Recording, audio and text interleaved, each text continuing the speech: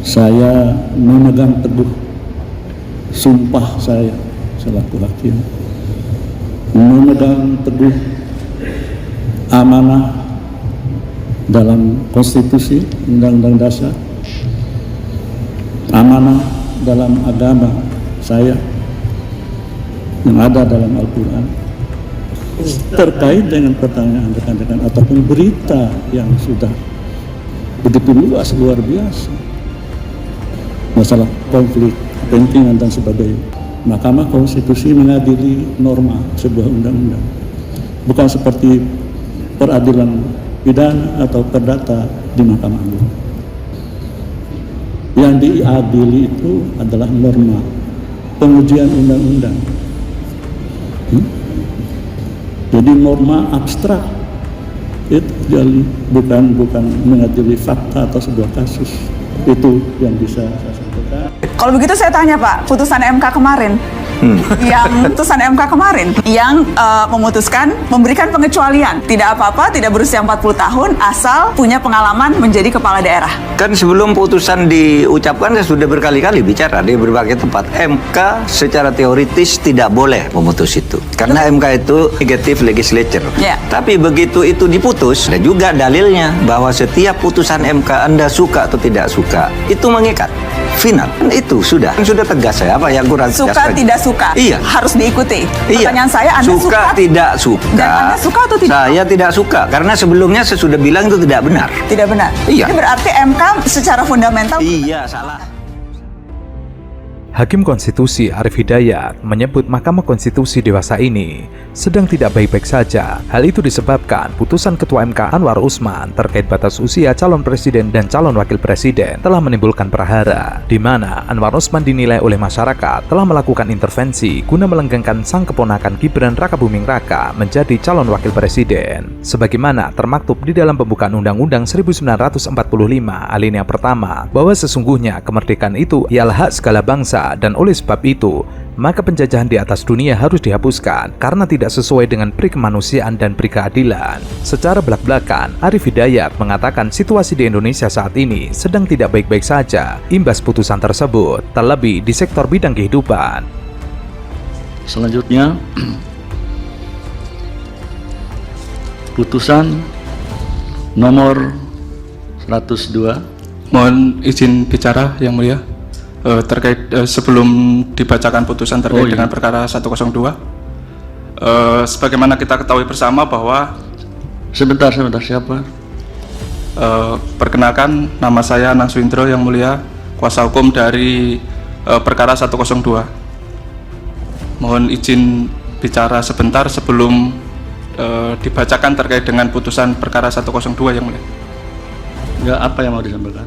Baik, terima kasih kesempatannya Yang Mulia. Terkait dengan apa yang ingin kami sampaikan adalah bahwa setelah kita ketahui bersama terkait dengan permohonan yang kami ajukan ini adalah berkaitan dengan persyaratan calon presiden dan calon wakil presiden, yang kemudian kita juga sama-sama mengetahui bahwa keponakan Yang Mulia Ketua Mahkamah Konstitusi Mas Gibran Rakabuming Raka. Sebentar, dengarkan putusan dulu ya. Sebentar saja Yang Mulia. Lah. Karena ini berkaitan dengan konflik bisa benturan kepentingan Yang Mulia. Jadi kami mohon Yang Mulia. Tunggu pembacaan putusan, ya. Dengarkan dulu, ya. Baik Yang Mulia, terima kasih. Kalau sidang putusan begini ini nggak ada interupsi. Karena saya sebagai hakim Mahkamah Konstitusi sedang berkabung. Karena di Mahkamah Konstitusi baru saja terjadi prahara. Ada indikasi pertanyaan apakah Indonesia sekarang sedang baik-baik saja atau tidak. Saya mengatakan di berbagai sektor bidang kehidupan Indonesia sedang tidak baik-baik saja. Oleh karena itu Bapak Ibu sekalian harus hati-hati betul.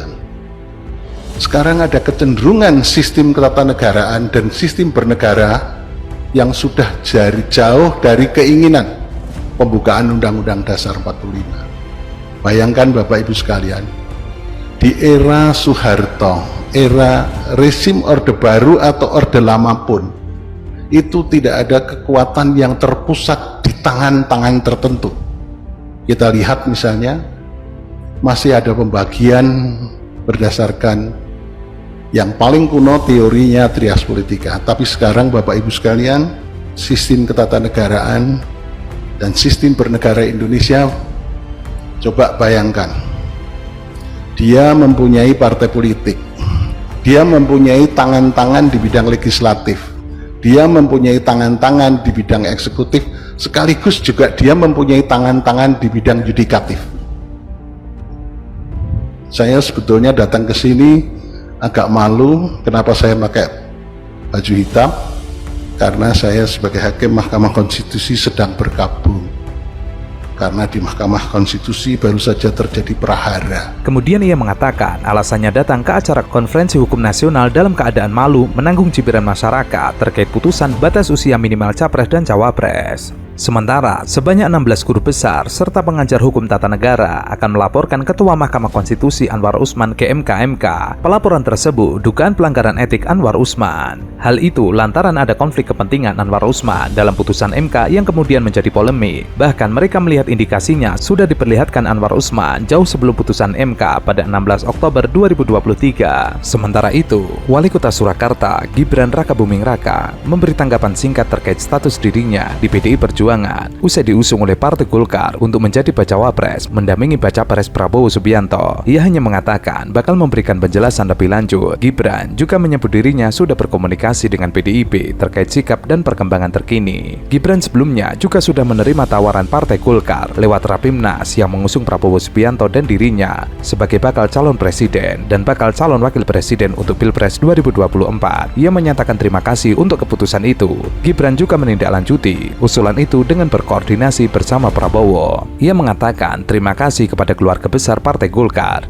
Dirinya sangat apresiatif hasil Rapimnas Partai Golkar. Sementara itu, Partai Golkar resmi mengusung Prabowo Subianto dan Gibran Rakabuming Raka sebagai pasangan Bacapres dan Bacawapres Pilpres 2024. Keputusan tersebut diumumkan oleh Ketua DPP Partai Golkar, Aceh Hasan Sadili, dalam Rapimnas Partai. Usulan itu nantinya akan dibawa dalam pertemuan forum Ketua Umum Partai Koalisi. Sebelumnya, Gibran Rakabuming Raka bersama para kepala daerah milenial dari PDIP, termasuk Wali Kota Medan Bobi Nasution, ditugaskan oleh PDIP menjadi juru kampanye dan juru bicara Ganjar Pranowo Mahfud MD. Hal itu tertuang dalam surat instruksi dan penugasan PDIP kepada para kepala daerah kader PDIP tertanggal 19 Oktober 2023. Sekjen PDIP Hasto Kristianto sempat menyindir pihak yang ingin mengambil jalan pintas menjelang Pilpres 2024. Hal ini merespon kabar Wali Kota Solo Gibran Rakabuming Raka akan berlabuh ke Golkar.